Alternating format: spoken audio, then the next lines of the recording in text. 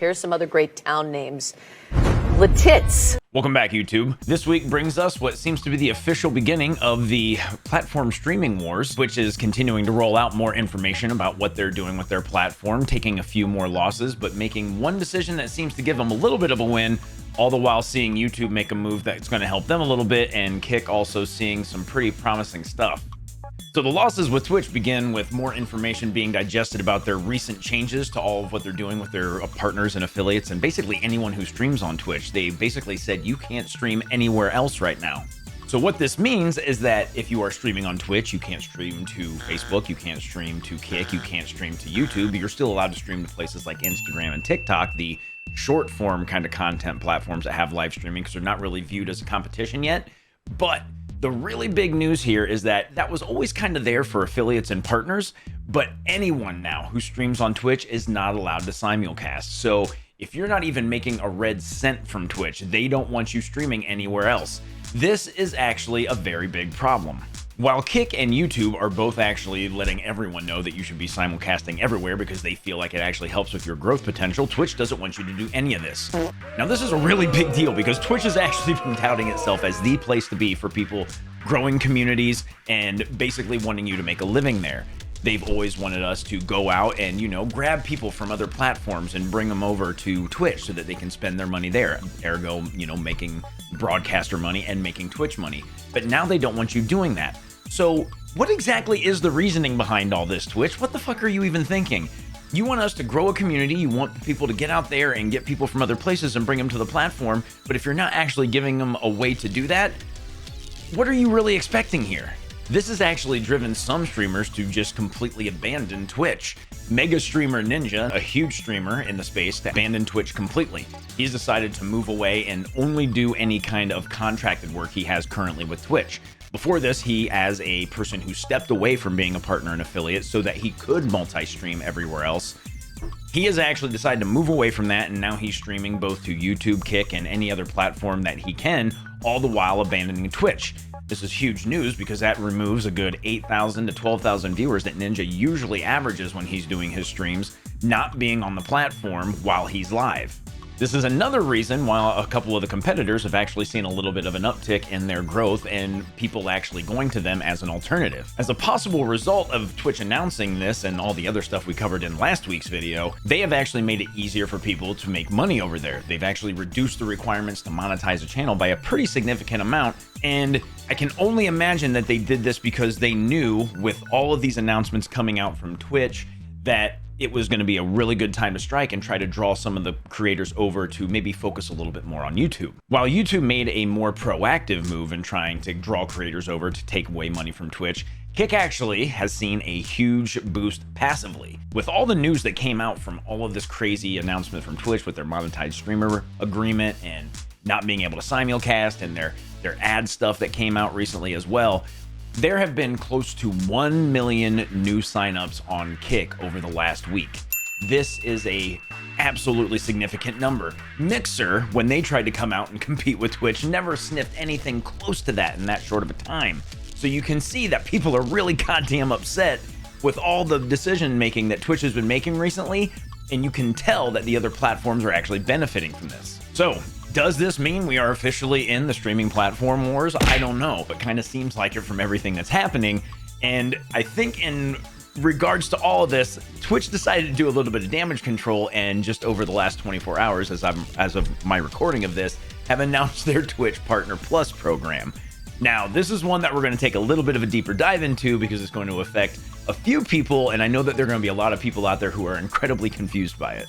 So, what the hell is the Twitch Partner Plus program? So the Twitch Partner Plus program is something that Twitch brought out so that people on the platform can now actually get a 70-30 split. If you're unaware of the current climate of streaming or any kind of monetizing when it comes to content creation, YouTube already offers a 70-30 split from all of their stuff, and Kick does it for everyone over there at a 95-5 split, which is absolutely insane, and who knows if it's even sustainable.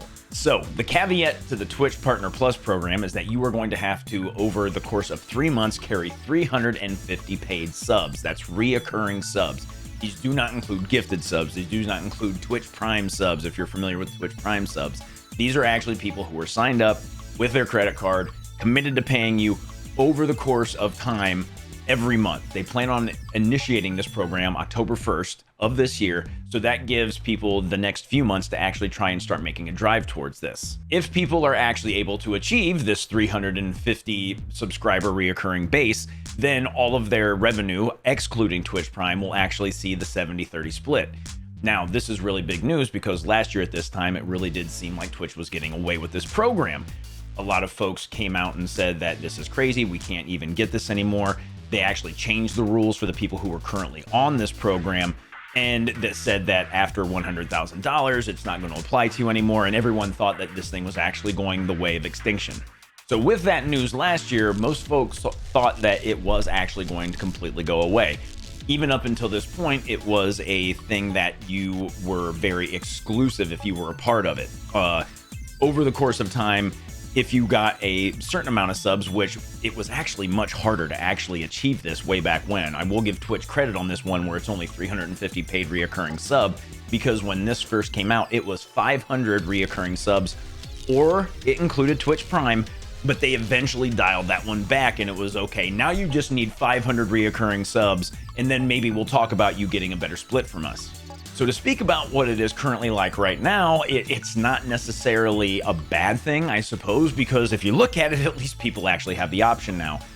With this being such a hush-hush kind of thing that could have actually happened to certain creators over time, being like in the forefront now, we actually know that this thing exists, and it actually is something that's going to be a part of your dashboard as someone who gets paid by Twitch, and you'll actually be able to see where you're at in your journey towards this. It gives people something tangible to actually reach for.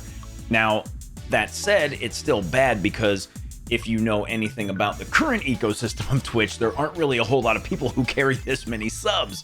So it definitely feels like a slap in the face to a lot of folks who have wanted Twitch to do a little bit more to put the creators first. And this actually does kind of look like it's something that's only going to benefit not even that many people. I'm thinking maybe at max 1,000 to 3,000 of the streamers that are currently partners maybe might actually be able to benefit from this. So it's something that, okay, Twitch, you're trying to move in the right direction, but at the same point in time, you're only doing it in baby steps, and you're making a overwhelming majority of your creator base feel incredibly marginalized. So a lot of people are viewing this as a really big win. Some people are looking at it as, again, something that they can strive for. It makes it very much goal-oriented, and they're really excited to get their boots on the ground to start running towards this thing, while obviously a lot of people feel very, very badly about it. I really think that this is something that would be much better if they lowered the bar a little bit, and if they actually did include something else. I know that if they included what was the sub point system that they use, this would actually incentivize creators to get people to spend more money, not only on them, but the platform. And if those sub points from reoccurring subs actually went towards this goal, it would make it so much more attainable for people, and it would actually be something that makes maybe a little bit more sense. It's just something that feels like Twitch needs to even consider at this point in time, because again, the barrier of entry into this program right now is so astronomically high for so many people, it just doesn't really seem feasible or attainable. Whatever the case may be, it was another hell of a week in the content creation space. God knows that I'm feeling lost and I don't know what the hell is going on. I'm over here trying to diversify my stuff, maybe getting more stuff here on YouTube, trying out Kick. Definitely still doing Twitch, but now all these monkey wrenches are getting thrown in the works and I have no idea what in the hell direction to go. I'm actually one of the people who's lucky enough that may actually be able to hit this goal that they've set up with this Twitch Partner Plus program, but holy shit, does it still feel like it's so far away, even though I'm only right around 40 subs away from it. It took me 6 years to get to where I'm at right now, and I can't imagine attaining that anytime soon without some real serious shit going on. At any rate, Twitch is viewing this as a big win. A lot of their content creators are viewing it as a huge slap in the face. YouTube's over here making moves to make themselves more money and make it more accessible. Kick's just over there laughing their asses off because Twitch continues to stick their fucking foot in their mouth and basically push people their way. I don't know, y'all. What do you think? Do you think this is really the tip-off of something pretty major? Are we actually going to start seeing some serious competition? Is Twitch actually making a move in the right direction, or have they completely and totally missed the goddamn mark again? Whatever the case is, we're going to be keeping an eye on it. We're probably going to continue to talk about this stuff as time goes on, and we will keep our finger on the pulse. Maybe next week I'll actually get back to actually talking about other video game news, but holy shit, the space right now is just absolutely bonkers. I hope you liked the video. Make sure you comment, like, subscribe. Come back for next week. We'll see what we have on docket for then. But until then, old man's out. I'll talk to you soon.